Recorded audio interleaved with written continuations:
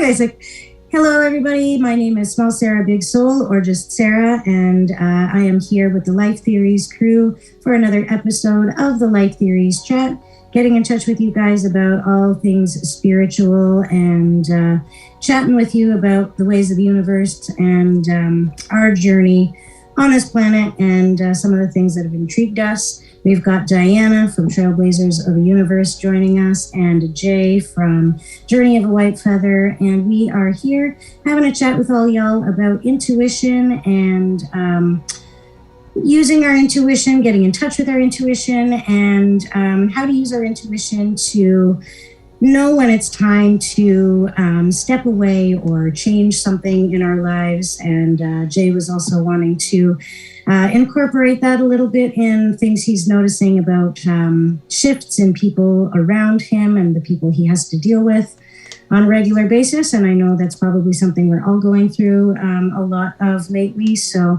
let's get into it and have our little chat. How are you guys doing this week?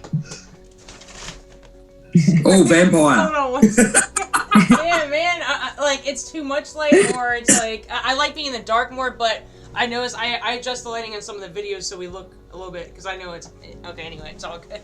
Jesus. Yeah, the lighting, and like, it's so bright in my room too. Like, I'm so squinty right now. I actually don't mind the light in the morning. It's when it gets to about 10 o'clock, then I have to go and then I have to move out. So I love the night. I love the nightlife, you know.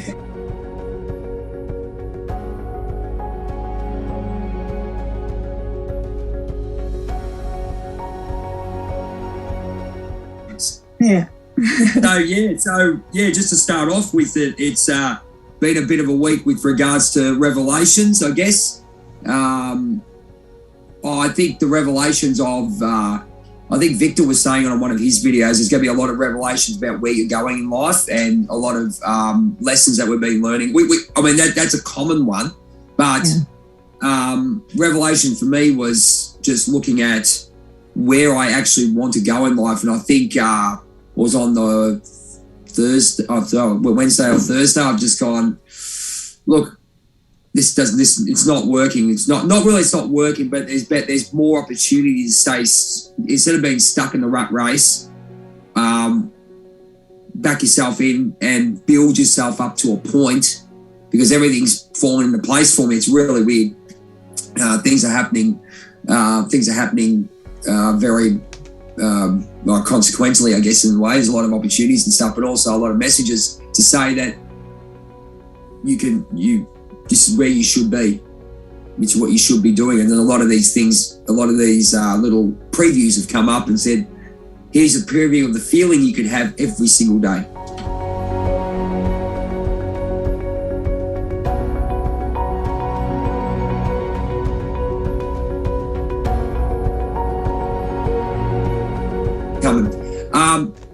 So basically went to this gig on Friday night, and out of nowhere I got approached to join another band out of nowhere because of the energy that I'm putting into this wasp band that I'm doing. It's really weird how people pick up your energy. You know, we were having a chat. This guy was, I don't know him from a bloody bar of soap, to be perfectly honest. I know he's in the Billy. You heard of Billy Idol?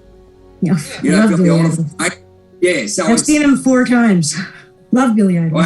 Well, now a friend of mine is actually in the Australian Billy Idol show. So basically, he's just having a chat about an opportunity that might come up with something that he's doing, and he was complimenting me on the energy I'm putting into the wasp band and how I'm getting it up, and everyone's talking about it. I go, I don't know if anyone's talking about it, I've got that bloody idea, but it's great and see what Diana's doing on channel. All you see is Trailblazers of the Universe, but it's the energy she's putting into it.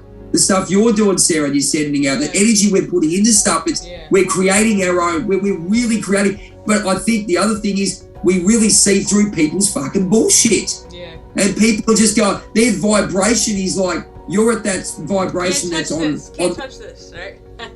Yeah, exactly. And then you just go, I can't handle you. I mean, it sounds really bad. You're on your own. But that's great about the band and like the opportunities, and like what Diana was saying about the opportunities, just like for her to be in a place, like, or for you to be in a place to have that put right in front of you, where the option of reacting the way that you used to is totally there.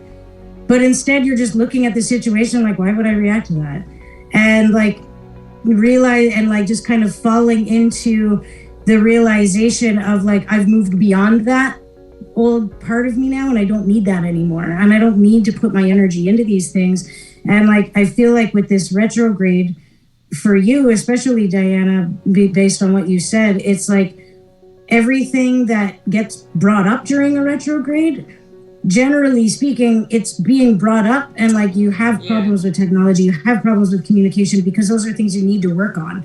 And that's right. The things that you used to need work on, you clearly don't anymore. And this retrograde is showing you all of that and being like, you're done with this. You're done with this. You're at the end of this cycle.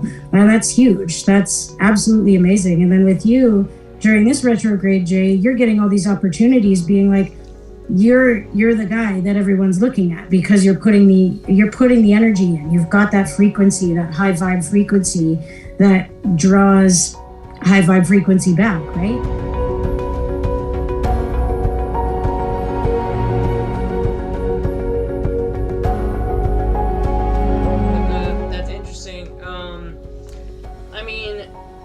Also think because the veil is thinning right now, I think all of our senses, gifts are being more intense, right?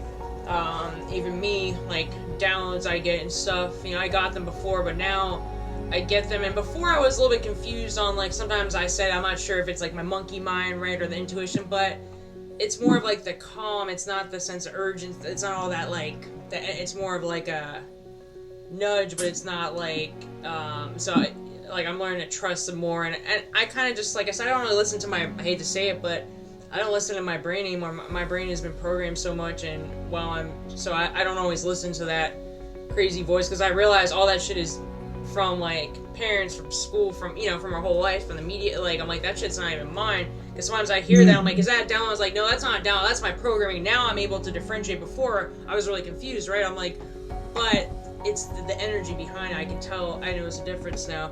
And just even thinking about things and they come up, like, this is happening. The manifestation is like thoughts are like I can't tell you how many times recently I've thought about somebody and then they call me.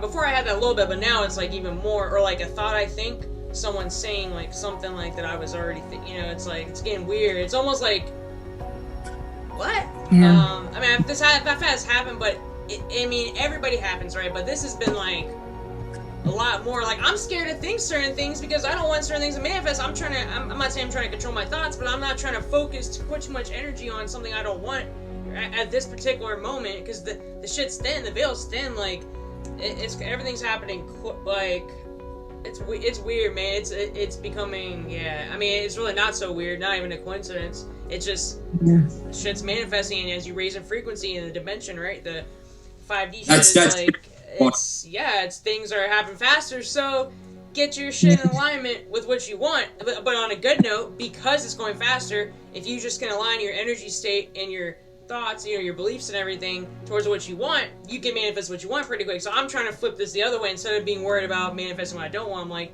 all right, let me just focus on what I want, because now shit's happening. And if you don't have much resistance to it, which my resistance is kind of out the window, because I don't know, I've kind of changed my attitude the past. I've been able to calm down a little bit more than I used to. I've like kind of just chilled out. Well, I mean, usually I have a lot of energy. I'm not saying I don't, but my head, I'm able to like not get so in my head anymore. I'm kind of just able to sit back. I kind of can see what's going on. Like, oh, I see. My head's just trying to go off on some crazy shit. Let it go off, and then, are you done yet? And then let me move forward.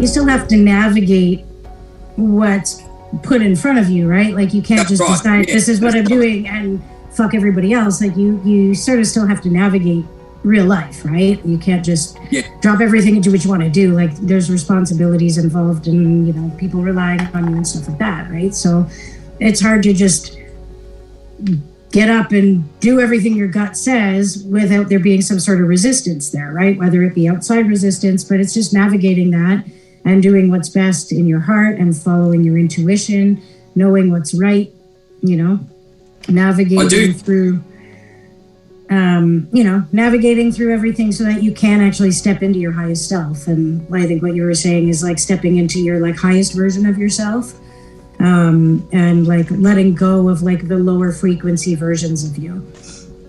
And you can't do it straight away, but even where I am, where I know I'm going to go, and the resolution of, right, this is all you've ever wanted. The stuff that I'm doing now is all I ever wanted. I got the opportunity to do what I really wanted.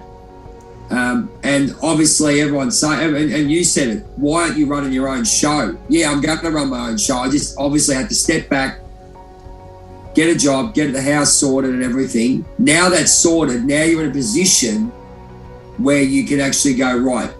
And all these things are coming at the right time because I've done the work. It's as simple as that. People go, what work did you do? I've done this and this and this and this and this. Yeah. Like my mate said to me yesterday, he goes, I don't know how the hell you do it. I don't even know half the shit you get up to. And I mean, we're all the same. Three of us are the same. I don't know half the shit we get up to. The people go, you guys are bloody mad.